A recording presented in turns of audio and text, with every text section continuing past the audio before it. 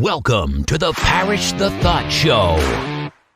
The opinions of Brian, your host, and his guests have not been sanitized or scientifically tested, so please consume at your own risk. Now, here's Brian.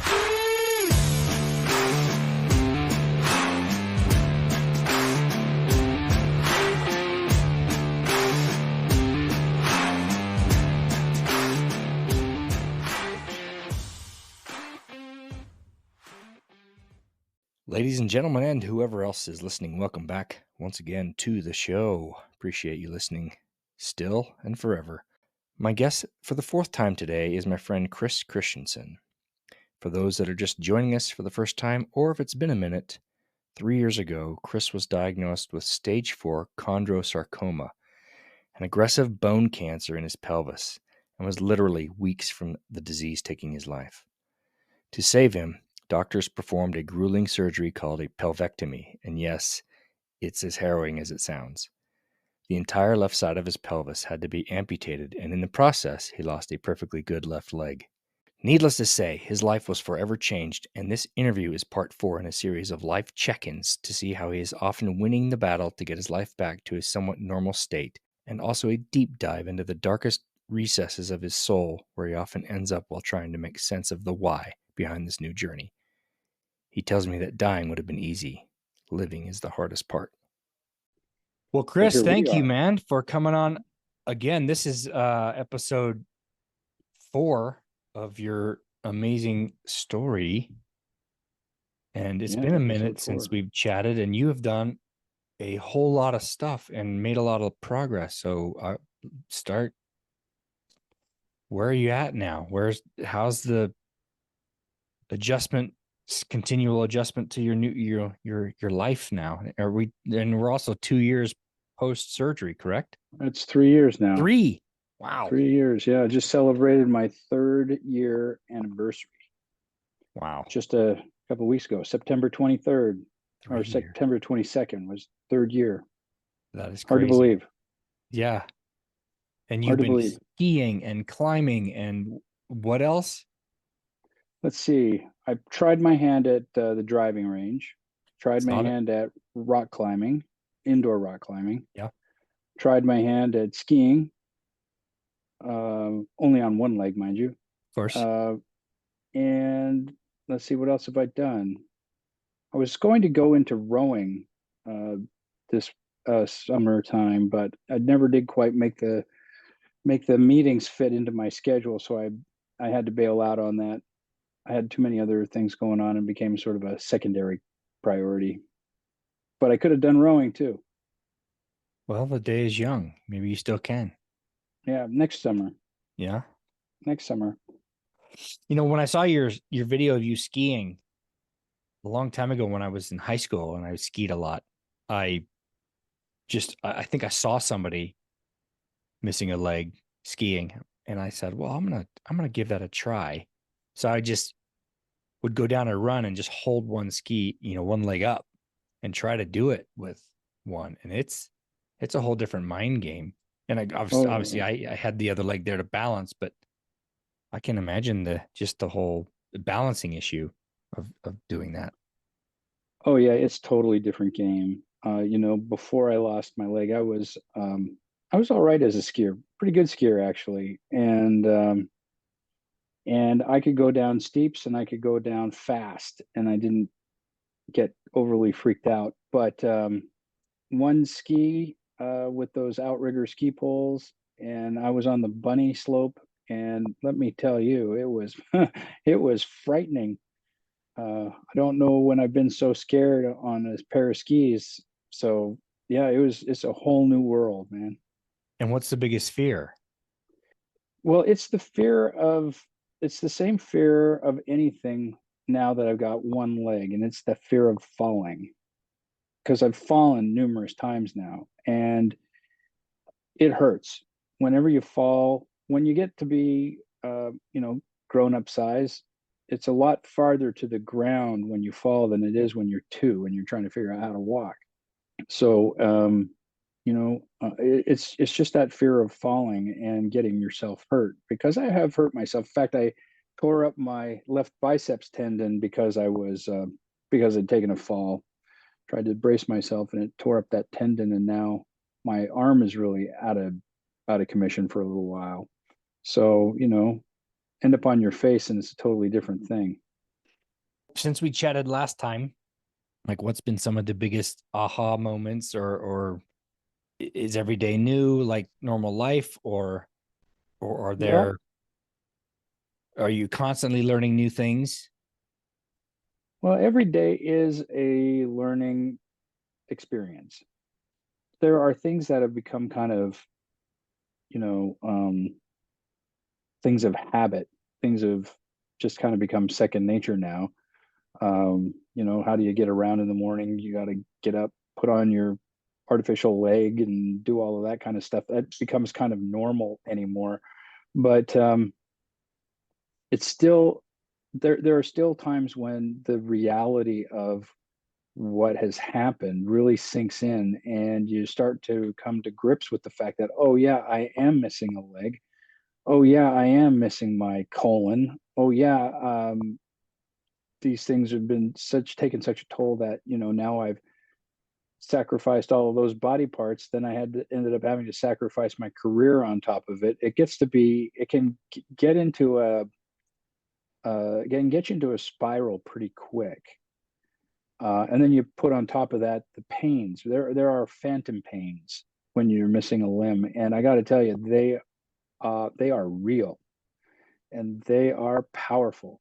And when those hit, it reminds you very quickly that you used to have another leg, and then it reminds you that this one-legged lifestyle is not exactly one that you'd want to wish on anybody.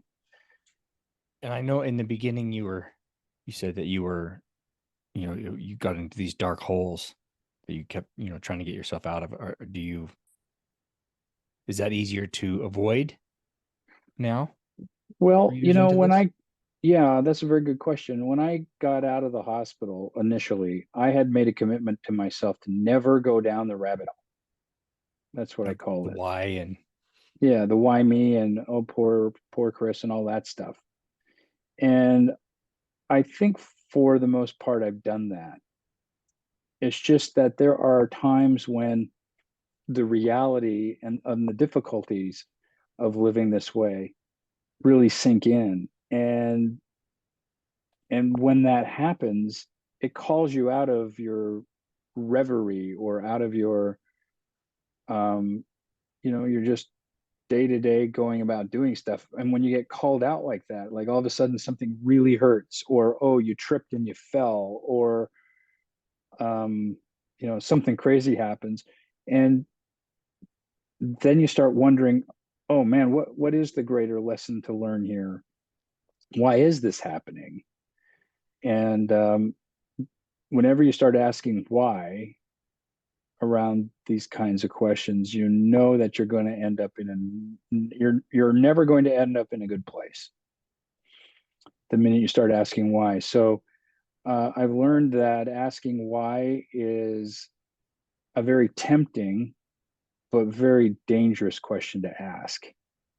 Yeah, you don't want to go down the why road unless you're prepared to sit in the rabbit hole for a while. so what has been the biggest, or have you had answers to maybe not the why, but the what's the biggest thing I've learned from this?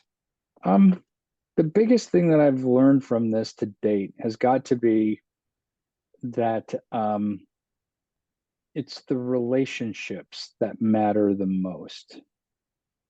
It doesn't matter if you have both your legs, doesn't matter if you have both your arms, doesn't matter if you have all of your body parts. What matters most is how well you've taken care of your relationships. Because it's very easy when things go wonky, it's very easy to take your frustrations out on the people with whom you have good relationships. In fact, I think it's a truth that when you get frustrated about something, you take it out on the people you love the most because they're the people you love the most. And so you take it out on them. And I know it's stupid thinking, but I think that's what human beings tend to do. And I don't think I'm any different. I think that I've taken it out on my relationships when I've gotten in one of those funks. And it's it's never good to do that, and it's never good to have to come to realize that that's what you're doing, and then you end up having to repair. And sometimes those repairs cost a lot of relationship capital. But if you can keep your eye on the relationships first and foremost, I think then that's probably the thing that's going to save you the most. And I think that's the lesson that I've been learning the most powerfully. Are those relationships? I assume you're talking about your family, your Well, immediate yeah, family. it's anybody with whom you have an important interpersonal relationship with: my spouse, my children, my friends, um, people you go to church with, people you meet in your neighborhood. But it starts with those who are the most close to you. So, my poor wife probably gets most of the brunt of uh, things when I get frustrated. She probably has to bear the most of that. My children get spared a lot of it, but even they are subject to some of those things. And then sometimes my friends end up feeling some of the wrath of my funk whenever that happens. Uh, so when I remember that it's the relationship that matters, then it kind of calls you out of going in that funky place in the first place. Okay, all these relationships you're referring to, are they stronger and better now? Well, I think that's a good question. I think that yes, they are, but it's a qualified yes. That is, uh, you know, after you heap some challenge onto those people that you love the most, and then you come back and you try to repair it, the repair efforts can be very sweet. You can end up with some very sweet moments when you repair that relationship. That can be very sweet. But every time you do that, every time you take something out on somebody else because of your own situation, you're eating away at the relationship capital. And so the relationship becomes more and more fragile. And not to say that my relationships are about to break or anything, because I don't believe they are, but you can get a sense that if I push this too hard, or if I don't try fixing things right now, I could do damage that I could never repair. And don't want to drive my wife away, don't want to drive my kids away, don't want to drive my friends away. But if I heap the emotional stuff that's swirling around in that rabbit hole and heap it upon them, then sooner or later they'll get tired of it and they'll walk. So guard those relationships. They're the most precious thing you've got. And while they see what you're going through, they don't know what you're going through. You can only explain it to to a certain level to have people understand, I would assume. Yeah, well, no one really knows what somebody else is really going through. Like, I don't know what you're really going through, and you can only guess at what I'm really going through. Just simply because we're talking about it, you can get a good idea. It's hard to say for sure. It's hard to say. I think in the dealing with the relationships, like if I realize that I've caused some damage to a relationship and I try to figure it all out and make a repair to that relationship, I think I get a better understanding of where they're coming from. And whether they understand where I am coming from almost becomes irrelevant, because that's not what matters anymore. It's not where I'm coming from. It's like if you and I got into a fight, an argument, or whatever right now, and I wanted to fix that, the only thing that would really have to matter to me is how is Brian feeling about it, not how Kris is feeling. Yeah, that makes And sense. so, and so, I would learn more about you by doing that than I would about me. So I'd have to care more about you. I'd have to. I have to put myself at bay and make sure that my efforts were all about making my relationship with you better. So you've evolved and become a more compassionate person, yes? Through this whole In many experience? ways, I think so. In many ways, I think I have. In some ways, I think I've become callous. And in some ways, I've just become oblivious. Sometimes there are things people are going through that I don't recognize as being a challenge, and I'll just miss it, totally miss it, miss the mark, miss the opportunity to crawl into their world and help them out. Is that something you think you would have been less callous to prior to this? You know, I don't know. I think it may be a personality characteristic, perhaps. Could just be a personality trait where I get oblivious to other people's sufferings, which doesn't mean that I'm actively trying to disrespect them or anything. It's just I'm oblivious to it. I Yeah, don't realize that they're struggling. well, and you have your own. It's hard sometimes when your own challenges are screaming. Yeah, that's the point. Is when you're so caught up in your own pains, because when it hurts, it hurts. When it hurts, it really hurts. And when you get caught in that, you can't you just can't see other people and their sorrows and their suffering. And so even if I am heaping abuse upon my wife for something that I'm doing, if I'm in pain, I simply just can't see that I'm doing it. Because you're Because clouded. I'm Your vision's clouded. That's exactly right. You mentioned phantom pains, and I don't want to just gloss over that. Let's say you have a pain in your knee that's no longer there. Where do you feel that pain? So right now, the outside ankle of my left foot itches, and I don't have a left foot. But if I were to close my eyes, I could point to exactly where it is on my body.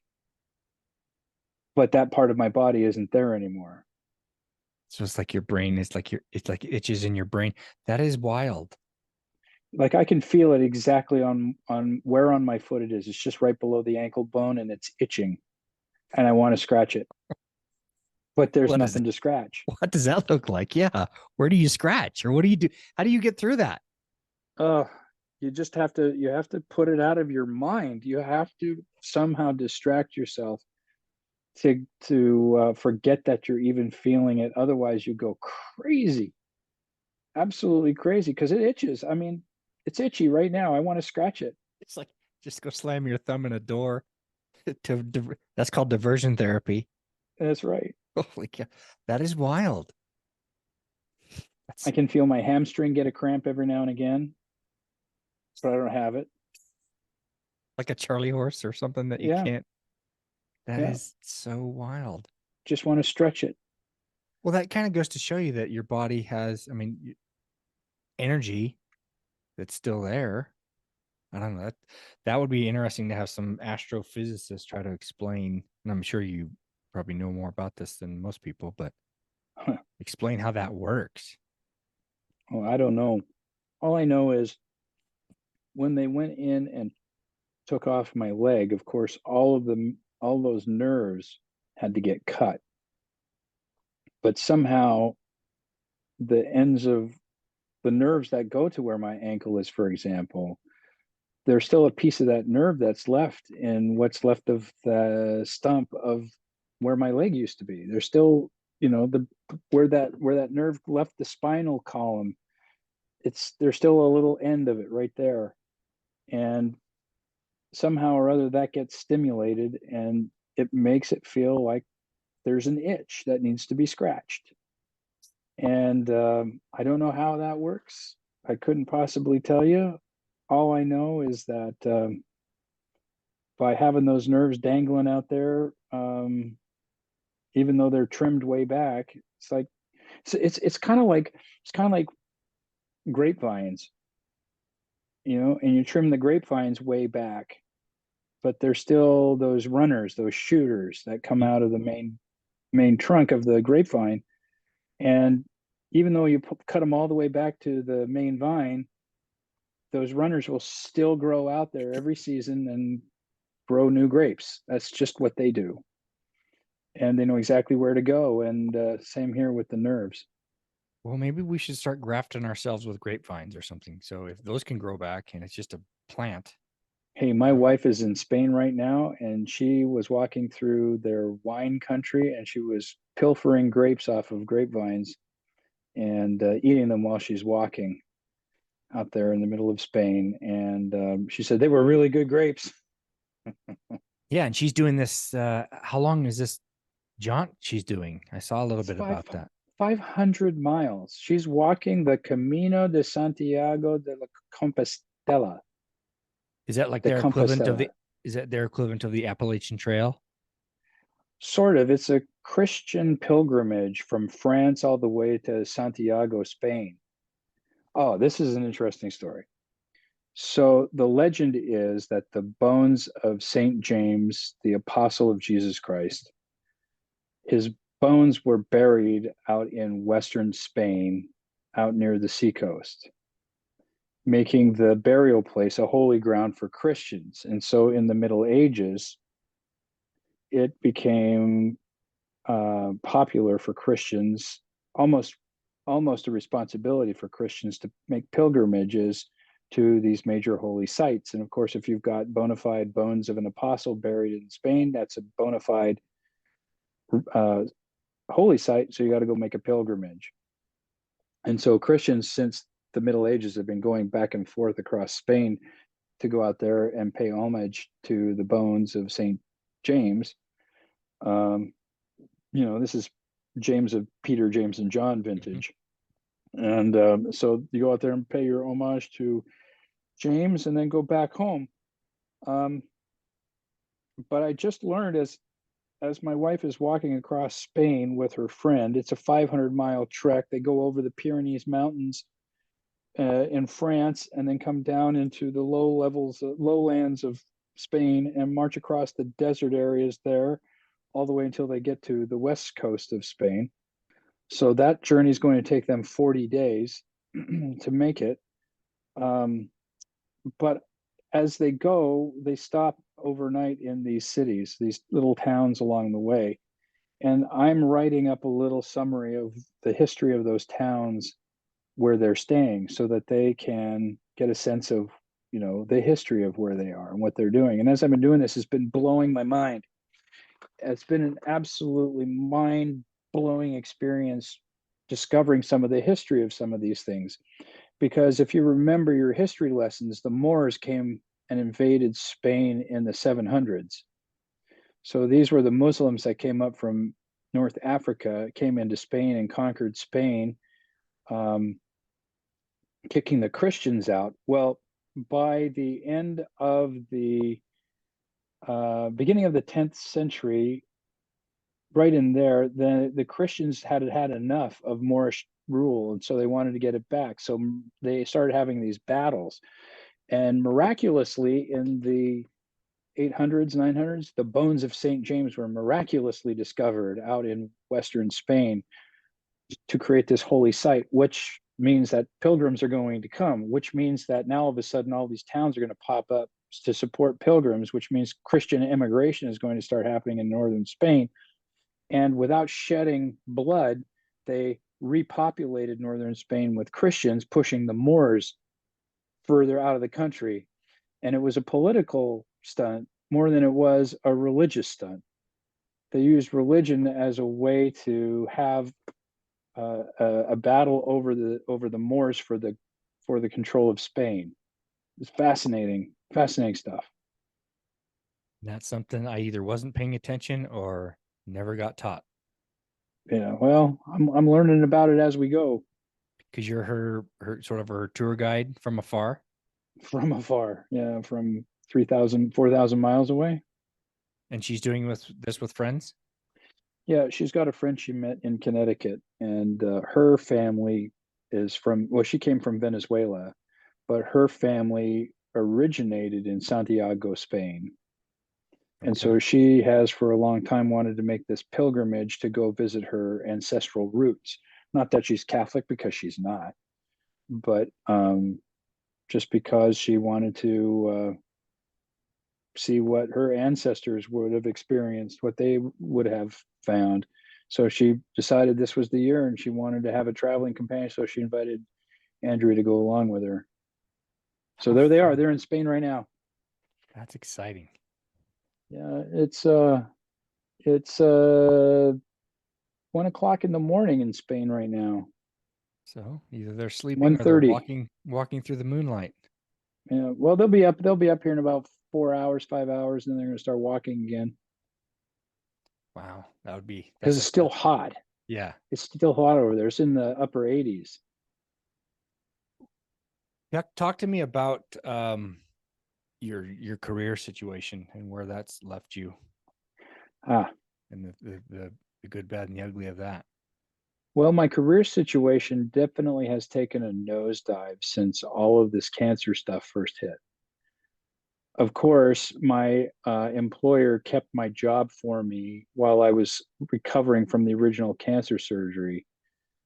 But as one thing led to another, and my recovery started to go on, my employer couldn't hold open my job for me any longer. So they waited as long as they could, but then they had to terminate my employment because they had to fill the job with somebody else who could actually be there and get the job done. The job still needed to be done. I just couldn't do it, so they got somebody else who could. Well, since then, I have uh, applied for numerous other jobs that are in the same industry, same sort of functional area of the industry. So it's all learning and development, training stuff. And I have been shortlisted with a number of organizations.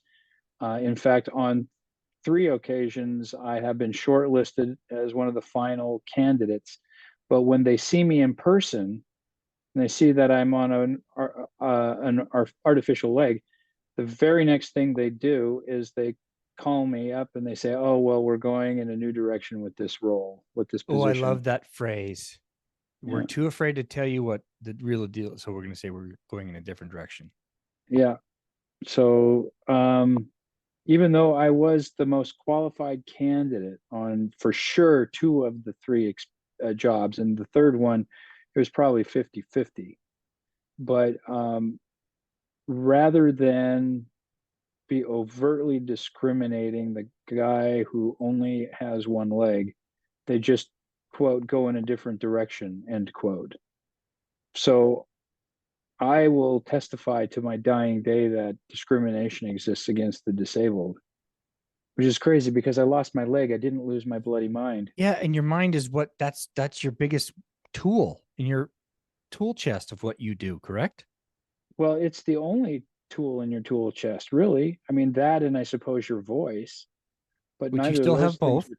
yeah, those weren't taken from me. So I don't know why people think that when you lose your leg, you lose your mind. But it's happened now on so many occasions that I've almost given up hope. There was just one opportunity that came through on Thursday of last week, doing training stuff for a major Ivy League school out here, where somebody where they need a training director who can work with their administrative staff, not with their faculty members, but with the administrative side of the operation. So I threw my hat into that arena, and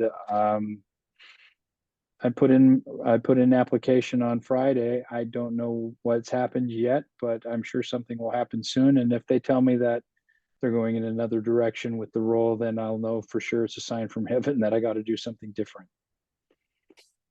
You should write a book about and call it "We're going in a different direction," Going in a different direction. which means we don't have the balls to tell you why, and I know legally they can't, and because they open themselves up for lawsuits. But it's so patronizing to anyone to say that, Oh, it's terribly patronizing. and you know that's what's happening. Oh, for sure it's what's happening. Everybody knows that's what's happening, but nobody's saying that that's what's happening because then it would make the charade over. Yeah, it would bring it down. So I'm wondering if I should go back to school and get another degree and start going down a completely different direction of my life. Andrea just graduated from social work school. She's tried to convince me that I ought to go back to social work school, and then I'd find a job working with amputees who are struggling. She thinks that would be a good idea. I don't know. It might be a good idea, but I don't know if I could do that kind of work. Part of me wants to write books and stuff, but I don't know. Well, you can do both. You can write books and do other stuff, but do you enjoy the career and the line of work that you've had enough that you would want to pursue that? Could you do that on a freelance basis and be a consultant type situation? Well, maybe you have to have a good Rolodex to turn that into a business. Right. And I don't have a Rolodex, at least not one of any size anymore.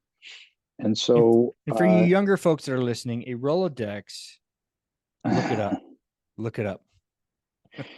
Google Rolodex. Rolodex. Pre-cell phone, where you actually had to remember and write things down. But anyway, you had to write phone numbers down before before Siri could dial them for you. So you've got to have a lot of contacts like that, and I don't right now. So it would be very challenging to monetize a career as a consultant at this point. But there's nothing stopping me from writing. I enjoy writing. I'll probably write some stuff. You're good at it. Just the things how you've journaled this experience on your page. It's just on your kriskristensen.com page, right? Yeah. Mm-hmm. Yeah. No, you're very eloquent in your communication. Well, that's kind. Well, never mind. I was going to put my foot in my mouth. Oh, this is the show for that. No. I'll save this till it's not being recorded. Okay. Well, what's the biggest question you want to have an answer to? What's one thing that you think everybody wants to know about? I think we've talked before, and when I post this, I'm going to put links to all the other 3 episodes if somebody wants to hear the whole series. About just here's perhaps the biggest tidbit.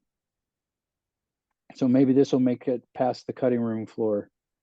When I started this journey, I said earlier that I didn't want to go down the rabbit hole and get all sorry for myself and everything.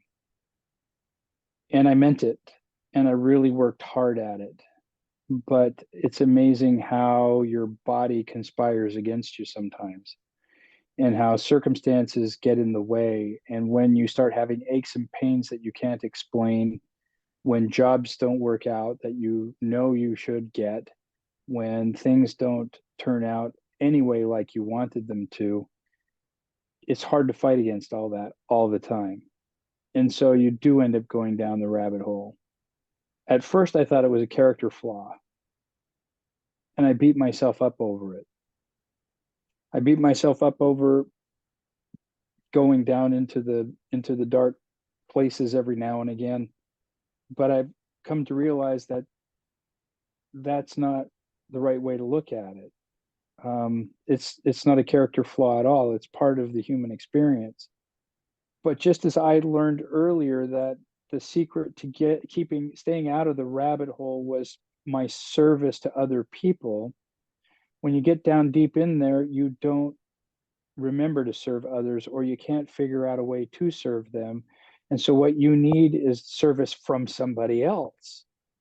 So just as much as you need to serve to prevent yourself from going down the rabbit hole, when you do end up in the rabbit hole, because you will, you need other people. You need other people to be there to serve you as much as you wanted to serve other people to prevent yourself from going down there in the first place. So it's a game of give and take. And it's not always easy to take. It's almost easier to give. It's almost easier to sacrifice everything you've got and give it to somebody else than it is to take the help from somebody else. Allowing someone else to serve you is, if you don't, you're stealing their blessings. It is one of the most humbling experiences of my life, is to let somebody else serve me, but if I don't do it, wherein can they be blessed? Amen. I guess that question would be you probably at some point just feel completely useless, and why be here? Did that There are you times. go There down are there? times. There are times that's one of the rooms in the rabbit hole. It's one of the tunnels you can go down. Is I do feel pretty useless, and everybody needs to be serving me all the time, and I can't serve anybody else. I'm kind of useless here. I'm just a waste of flesh. I'm a waste of space. So Burden. why am I here? Like, why did you And that spare me? Yeah, well, I actually have gotten to the place a couple of times where it's like, God, why didn't you just allow me to die? Because I was right there. I was right on death's door on 3 occasions. In fact, on one of those 3 occasions, um, they think I might have died. Was this after you went septic? Yeah. Of course, I wasn't conscious about any of this stuff. I heard about it later, but they were really worried that perhaps I had slipped away in the night when I was so septic. Um, but yeah, there have been times when I've actually wondered, well, God, why didn't you just let me go? Why didn't you just let me come home? I I didn't need to. I don't need to prove anything anymore. There's nothing left for me to prove. But I've got a wife and 4 kids and a dog who's barking in the background. Somebody's got to take care of them, and but I'm not taking care of them the way that I used to take care of them. I have to find a whole new way to take care of people now So because I can't take. Go ahead. that's your answer to the question. Yes. Well, I don't know if it's my answer to the question. I don't know if I've got an answer to the question. Like, why did God spare me? I couldn't honestly tell you the answer to that.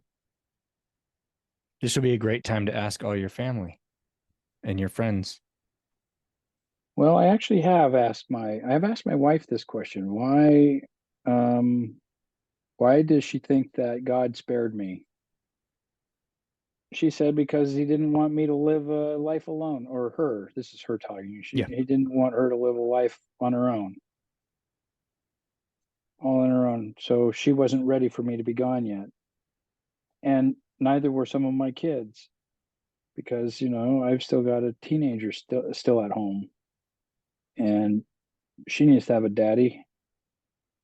She needs to have a daddy just as much as she needs anything else. In fact, she probably needs that even more.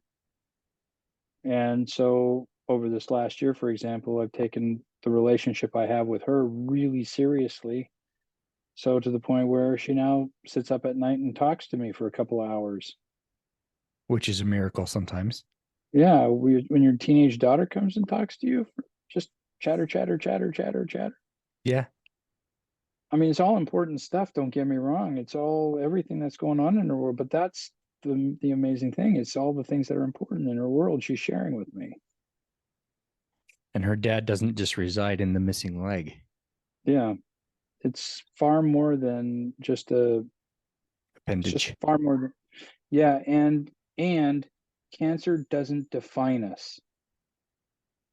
No. We have used it as an excuse to define so much of what we do that it has become a bit of an excuse. Can you expound on that? Well, there'll be times when we won't do things or where we don't feel like we want to be doing something. And the answer to the question of why you don't want to is, well, because of cancer.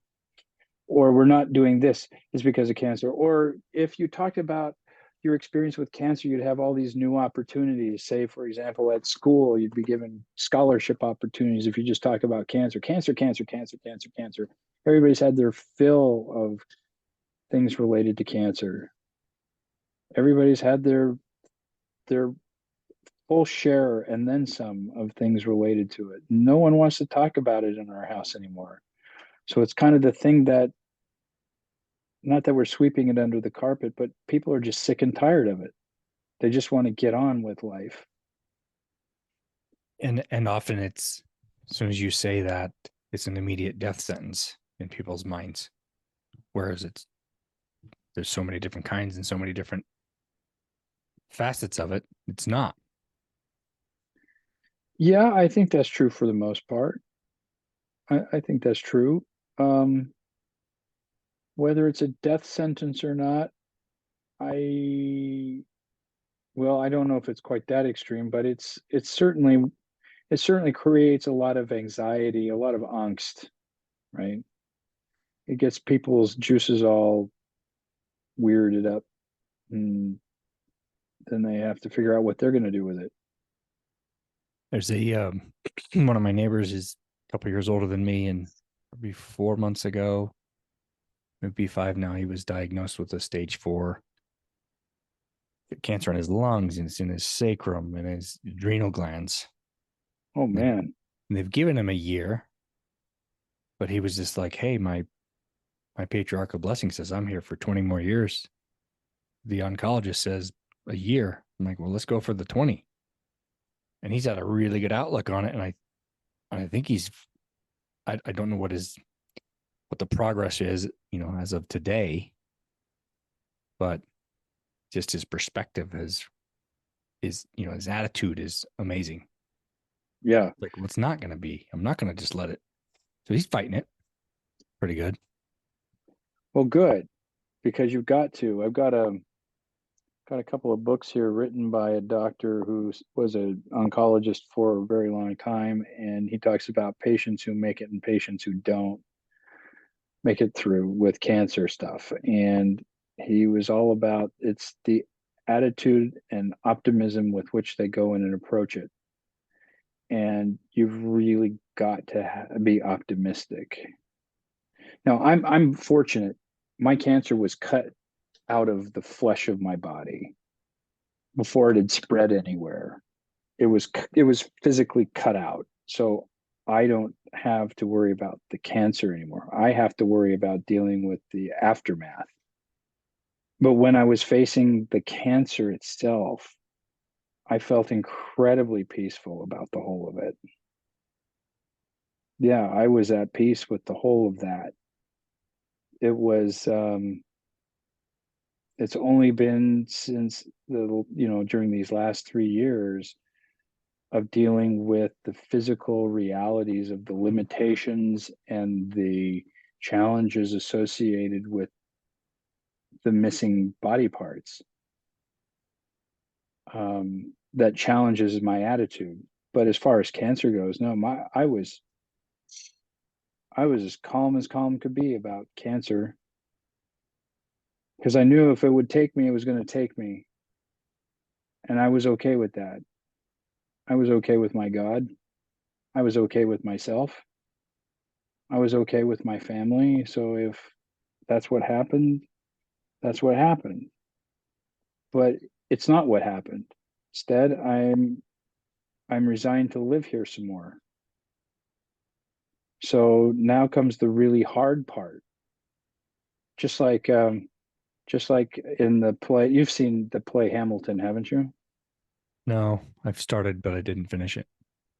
Uh, well, there's a place in the play where Hamilton is talking with George Washington, and Hamilton is being a little reckless, and he wants to go lead these men into battle, and if he dies, they'll die in glory. Right? This is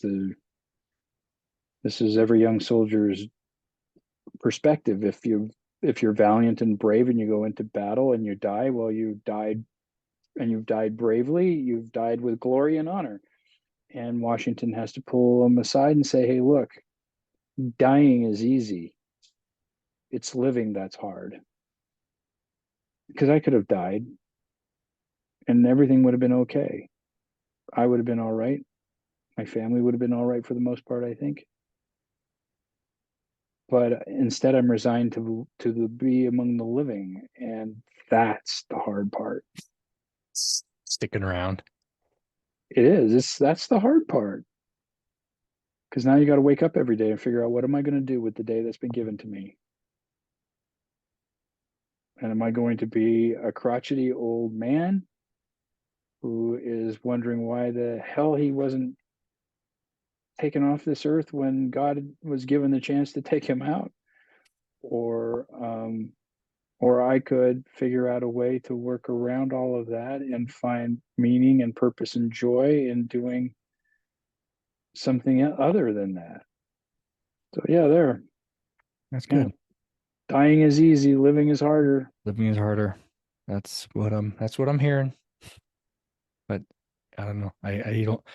I wish there was a way that those have gone on could communicate with us easier, so we could know if all these, if they were better off. We always say that. We say that to make ourselves feel better. Oh, they're in a better place. Well, Yeah, we've been taught that. I don't know. but I I haven't got don't. any memos from the other side. How about you? No voice messages or texts, anything. No. Some days you're like, Haven't really? even gotten an out of office reminder. Yeah, Well, it'd be sure nice. it would be nice just to know a little bit more of it. I don't know. Maybe we'll work on that book too. Yeah, well, I think I did die actually. I have a vague Yeah, do you have haze of some a memory? dream. Yeah, I was I have a vague dream of what happened when I was in septic when I was septic. And I was in the top of some very steep mountains covered with trees in a land in a land that I didn't know, I didn't recognize it, among some people who spoke a language that I didn't understand. And they were living in this great big lodge in the tops of these mountains, but they were at war with people from down in the valley who wanted to destroy them. But they were more skilled and careful, and they were able to protect themselves and fend themselves off from attack. And I was trying to get to my home. I wanted to go home, to my home, but I couldn't go to my home. I was needing to stay there with these people for a while. And so then I got to the point where, okay, well, then I want to stay with you. But they communicated to me in such a way that they said, no, you can't stay here. You can't stay with us. It was like hand gestures and shaking of head and stuff like that. It says, no, you can't stay here. You're here just here to rest. You've got to go. You've got to go. And then that's about all I remember. And next thing I know, I woke up and I was in the hospital. Those sound similar to stories I've read of people who crossed over. So was I dead? I don't know. Perhaps I was. The doctors were pretty sure that I had. And I wish I could remember more of that experience, but it makes me wonder if maybe there wasn't something there. That's interesting. Yeah, they were all tall and beautiful people. Spoke a language I didn't understand. Oh, so you're with all the women in your past. Yeah. That's And my present. that's what it was. You were the planet of women. I think there was a Yeah, song called by ZZ Top called Planet of Women. Maybe that's that's where right. you were. I That's was why you in the didn't planet understand the of women. language. They're beautiful, but I don't understand a lick of what you're saying to me. That's funny. Oh I think we've man. unlocked a secret here. You were Yeah, there. Well, that thank you, is so man. funny. I enjoy this is again. It's great catching up on your story. It's inspiring and heartwarming, and all those lovely other good adjectives. So I Well, appreciate you thank you. sharing with us Hopefully I'm about not again. letting you down. Hopefully the image I painted is not crumbling and you're finding a rusty old shed underneath what used to be a nice bright painted building.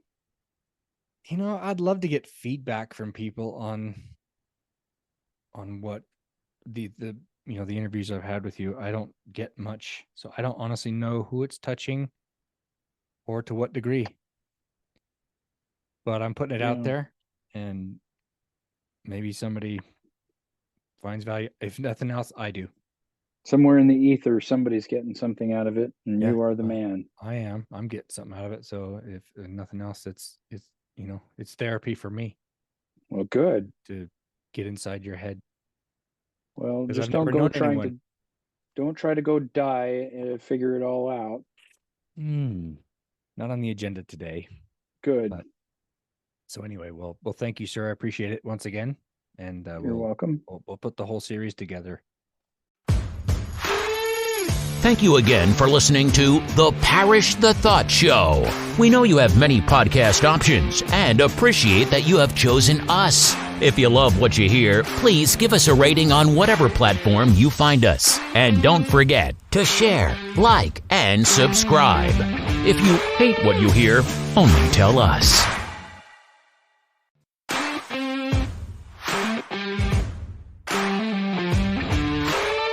You're still here? Click on the next episode for more from the Parrish the Thought Show.